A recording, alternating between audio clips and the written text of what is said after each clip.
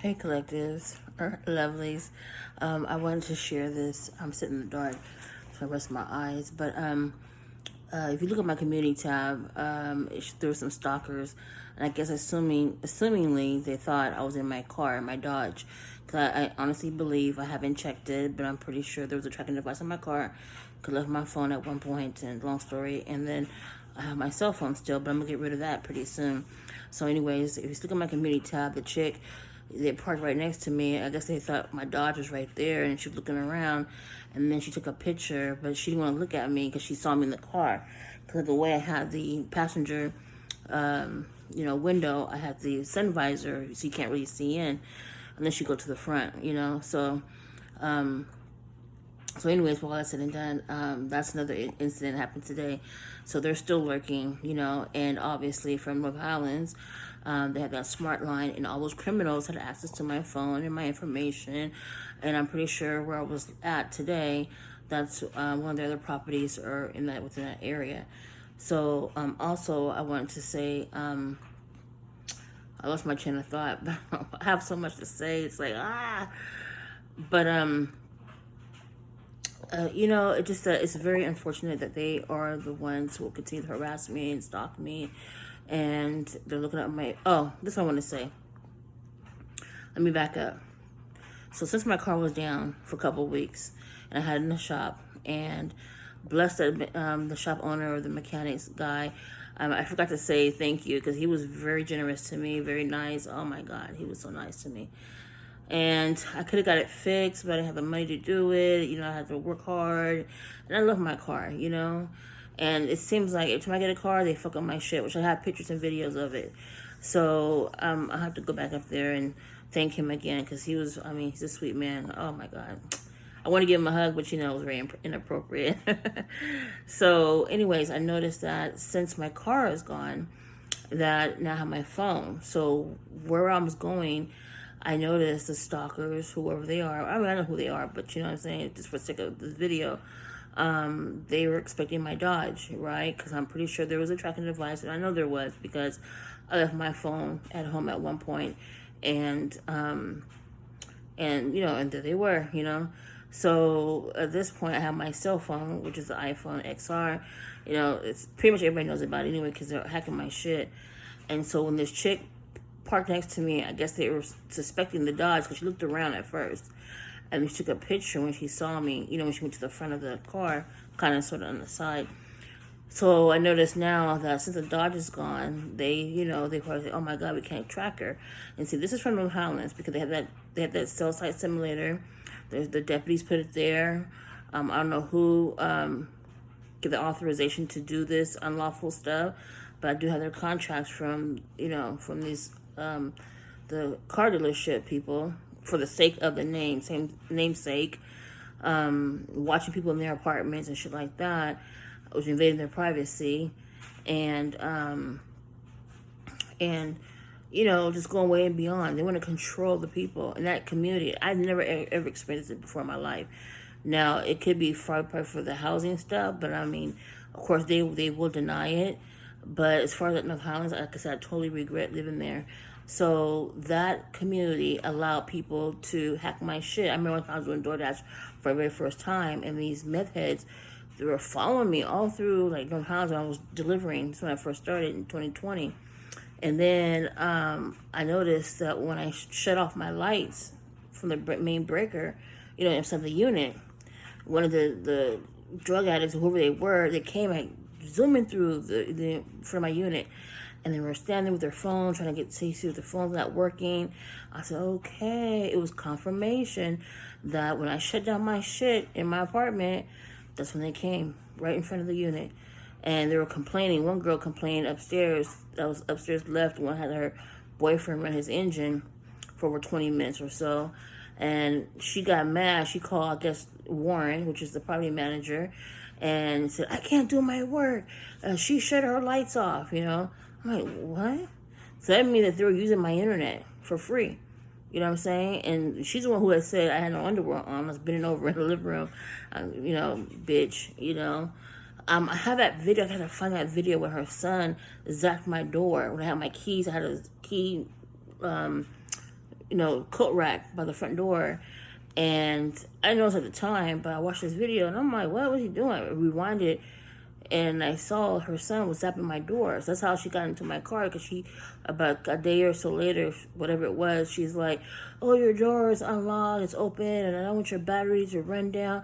My thing was, how can you be so concerned about my car and my battery? All of a sudden, I don't even talk to you.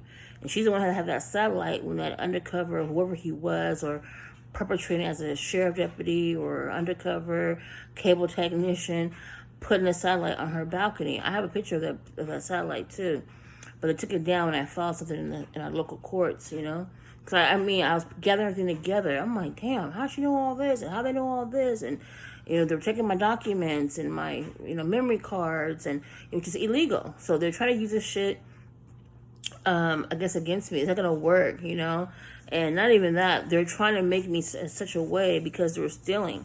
And now I come to the conclusion it's because of my inheritance. One professional had told me, like, oh, I want your life. I'm like, damn, I want my life? How? I'm going through it. Then I realized, because my brother has a big fat ass mouth, actually my family does. They tell everything they know about everything, and I'm pretty sure my mom left me some shit, and they got mad, and they killed her. Like I said before, I don't give a fuck who's upset about it, because it's my opinion, it's my speculation of what happened and what I've seen on the scene of the stage event. I don't give a fuck. And a lot of people know about it. Even the community knew my mom had passed before I even knew. So, it was a premeditated, a collaborative effort, because how come my identification, social security card, and my son's birth certificate, and my bank card all of a sudden is missing in 2020?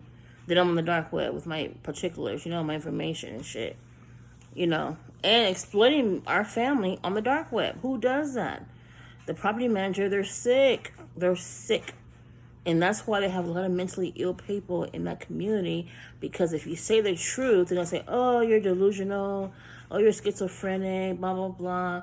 Because, see, that whole community has a contract with the mental health department. I'm trying to tell you. And so when they say, oh, yeah, this is happening, they say, oh, you're just being delusional. You're just seeing things.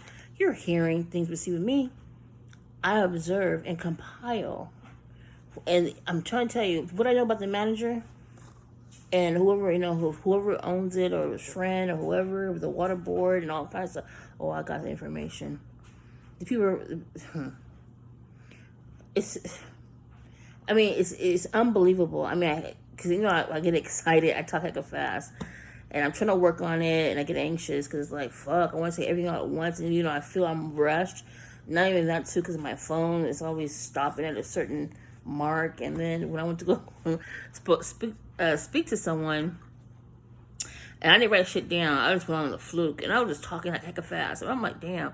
I knew it was time, and it was almost time. It was the end of the day and whatever, but I'm working on it. But overall, like I said, it's been a lot. It's been a long journey. And like I said, my journey that I noticed started when I married that Nigerian and went to the court system, and, some other stuff that happened in between. And his attorney, at the time she was an attorney, I didn't know at the time, but he acted like he just came from Nigeria. You know what I'm saying? And I remember we were at the store. It was Lucky's. Albertsons. This was back in the day. In the Atonement, which is North Sacramento, and this girl, African chick, was like, "Hey, such and such, I haven't seen you in a long time." I'm looking at her, looking at him, and he takes off, right? Because he didn't want to be known. So I'm like, oh, okay. And we were at Target. This is back in the day. Target's in the South Sacramento off of Mac Road, and we went in there to go shopping. I was pregnant with my third child, and this lady, I think she's from Kenya or somewhere, maybe Nigeria or somewhere. We walk into the store in the evening. And I had my 2 kids at the time. They were small. And this lady said, hey, such and such, where you been? And he said, oh, I was out of town. And then I said, no, he hasn't. He's been living with me. And she was shocked because he lied. And he said he just came out from the country. And my mom was trying to tell me. But, I was a little bit naive at the time. I thought everybody knew how to drive. And she was like, because, I was over in Africa some time ago. And I was everywhere and driving. And she was like, if he just came from Africa, how can he drive all the way from North Sacramento to South Sacramento? I was like, oh, Mom, everybody knows how to drive, But like I said, it all started from that court, from that woman, because people were telling me that they were a hot item, him and that attorney, and he didn't pay a dime for her services. And then she went over her, she was limited scope. And I have the documentation, I'm going to upload it sometime, hopefully soon. And she went all the way through, did a custody hearing and a child support hearing, which I didn't know about jurisdiction, shit like that. I know nothing about law at all. I had to do some reading and researching in law library. Oh, I tell you, it was a lot. So I've been through a lot. So people always say, oh, yeah, she's this, she's that. But it was very unfortunate I moved to that community. It was a low standard community, low IQ. I was told by one property manager, she doesn't work there anymore, but she was like, you don't fit this community. And I'm like, damn, like, what? Huh? But people were telling me I should move out of there because it's considered the bottom.